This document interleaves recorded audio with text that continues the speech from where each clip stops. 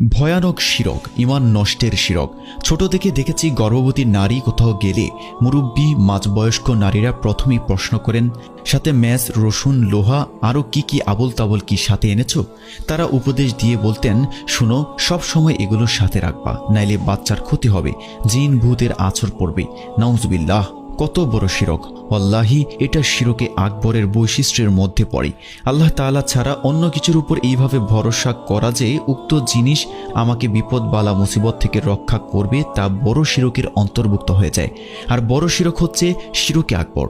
আর আল্লাহ সব গুনাহ মাফ করলেও শিরকের গুনাহ মাফ করবেন না যদি না সে খালিস তওবা করে।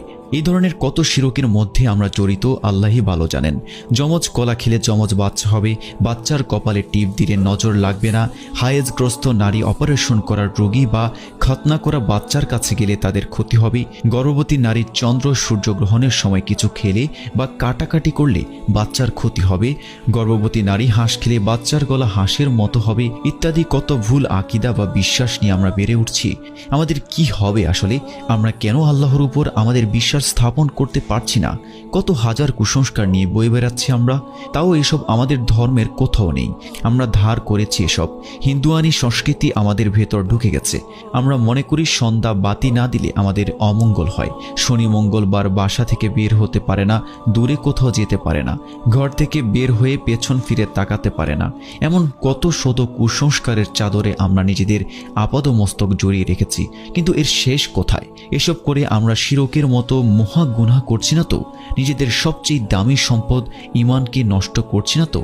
আল্লাহ অবশ্যই তার সঙ্গে শিরকের গুনাহ ক্ষমা করবেন না। এছাড়া অন্যান্য যত গুনাহই হোক না কেন, তিনি যাকে ইচ্ছা ক্ষমা করে দেন।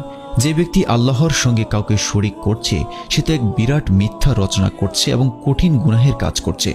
সূরা নিসা আয়াত 48। যদি নবী রাসূলগণ শিরক করতেন তবে অবশ্যই তাদের সমস্ত নেক আমল বরবাদ হয়ে যেত। সূরা আনআম আয়াত 88।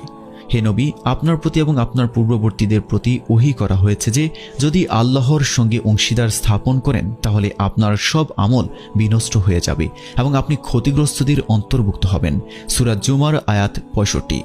যে ব্যক্তি আল্লাহর সঙ্গে কাউকে অংশীদার করল, আল্লাহ তার উপর জান্নাত হারাম করে দিয়েছেন, তার পরিণতি হবে জাহান্নাম।